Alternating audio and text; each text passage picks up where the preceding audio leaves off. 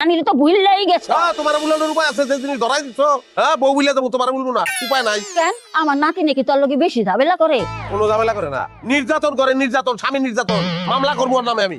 আয় আল্লাহ, সারা জীবন শুনছি নারী নির্যাতন, এখন বলে স্বামী নির্যাতন। এই কেমনে করে আমার নাতিন তোরে নির্যাতন? নানান ভাবে করে, মানসিক ভাবেও করে। আমার খলিল ভাই কয় কেমনটা লাগে। হ্যাঁ, অলরেডি আমি লুঙ্গি বদলাইতে পারতাছি না, শার্ট বদলাইতে পারতাছি না, এক কাপ চা চাইছিলাম, চা দেয় নাই। কেন তুই লুঙ্গি বদলাইতে পারস না কেন? আমার নাতি কি তোরে ধইরা রাখে না নিষেধ করে? আরে কথা তো ওইটা না, আমার লুঙ্গিটা কোন জায়গায় আছে, আমার শার্টটা কোন জায়গায় আছে, আগুয়ে ঢুকে দিব না, আমি তার স্বামী না। আমি কইলাম লুঙ্গিটা দে, আমারে পারতাম না। আমি আমার বান্ধবী এসে আলোকে দেখা করতে যাবো। আচ্ছা, বান্ধবী আগে না স্বামী আগে, এটা আমার বুঝাও তো। আচ্ছা, কি লিখা? তোরে দেখলে তোর নানার কথা মনে পড়ে যায়।